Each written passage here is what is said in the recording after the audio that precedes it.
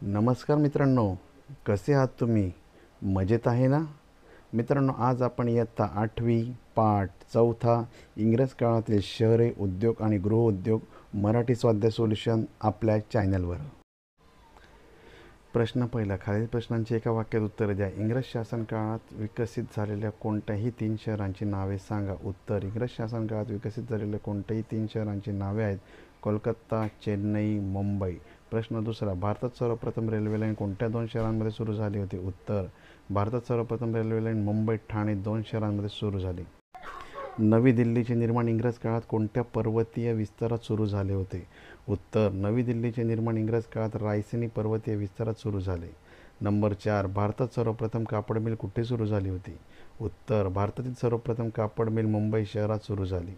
प्रश्न दुसरा. खालील प्रश्नांची उत्तरे लिहा. नंबर 1. इंग्रज राजवटीच्या सुरुवातीला भारतीय उद्योगाची स्थिती सांगा. उत्तर. इंग्रज कंपनी भारतातून खरेदी केलेला कच्चा माल इंग्लंड आणि इतर युरोपियन देशांशी स्वस्त दरात विकून प्रचंड नफा कमवत असे. त्या नफ्यातून इंग्लंडचे उद्योगधंदे वाढू लागले. भारताच्या खर्चाने इंग्लंडला समृद्ध इंग्रजांनी विविध पद्धती अवलंबल्या. इसवी सन 1818 संपूर्ण भारतावर आपली राजकीय सत्ता प्रस्थापित केली. औद्योगिक क्रांती आणि तयार मालाच्या विक्रीसाठी मोठी बाजारपेठ. यामुळे इंग्लंड विकसित झालेल्या उद्योगांसाठी इंग्रजांनी भारताचा कच्चा माल उपलब्ध करून दिला.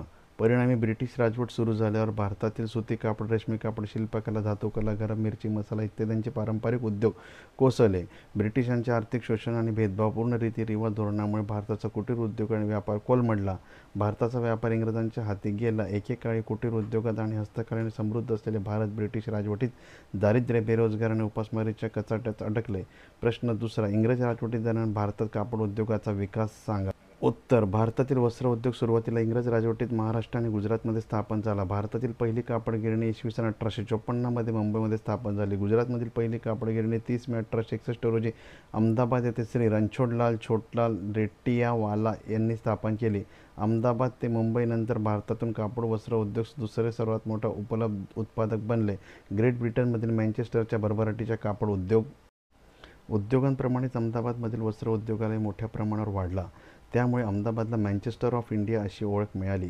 अहमदाबादमध्ये कापड गिरण्या स्थापनेनंतर देशात विविध भागात कापड उद्योगासाठी भरभराट झाली.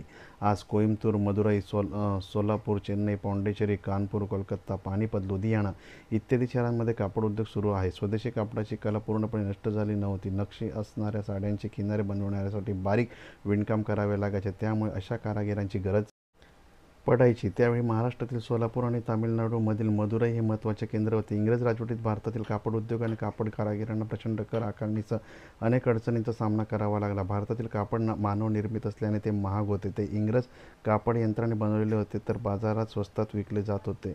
असे बेंगळुरूमध्ये ते इंडियन इन्स्टिट्यूट ऑफ सायन्स स्थापनेमुळे लोह पोलाद उद्योगाला नवी दिशा मिळाली. कुल्टी, बऱ्हाणपूर, भद्रावती, भिलाई, बोकारो, रूरकेला, दुर्गापूर, विशाखापट्टणम, सालेम इत्यादी ठिकाणी लोह व पोलाद कारखाने सुरू झाले. अशा प्रकारे पहिल्या महायुद्धानंतर भारतात लोह पोलाद उद्योग हळूहळू विकसित झाला. स्वातंत्र्य चळवळीचा एक भाग म्हणून महात्मा गांधींनी स्वदेशी चळवळ सुरू केली तेव्हा भारतातील ग्रामोद्योग, हातमाग, कुटीर उद्योग, हस्तकला उद्योग इत्यादी चालना मिळाली. त्यामुळे वस्त्र उद्योगांना भरभराट झाली.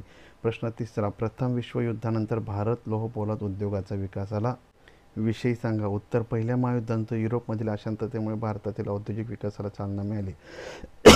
1911 मध्ये जमशेदपूर टाटा यांनी झारखंड राज्यातील सुवर्णरेखा नदीच्या किनारी जंगले कापून एक औद्योगिक शहर वसविण्यात आले, जे आजचे जमशेदपूर आहे. येथे पहिला लोह पोलाद कारखाना उभारला. या कारखान्याची स्थापना होताच भारत लोखंड आणि पोलाद कारखाने सुरू झाले.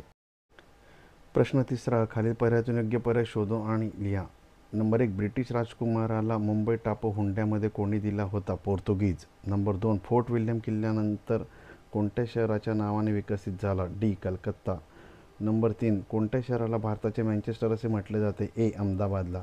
4. कोणत्या संस्थेची स्थापना झाल्यामुळे भारताचे लोह पोलाद उद्योगाला नवीन दिशा मिळाली होती? C. Indian Institute of Science. प्रश्न तिसरा. ब. जोड्या लावा. विभाग अ. विभाग ब. लोह पोलाद उद्योग जमशेदपूर, कापड उद्योग Ahmedabad, Fort Saint George Chennai, Fort William Kolkata.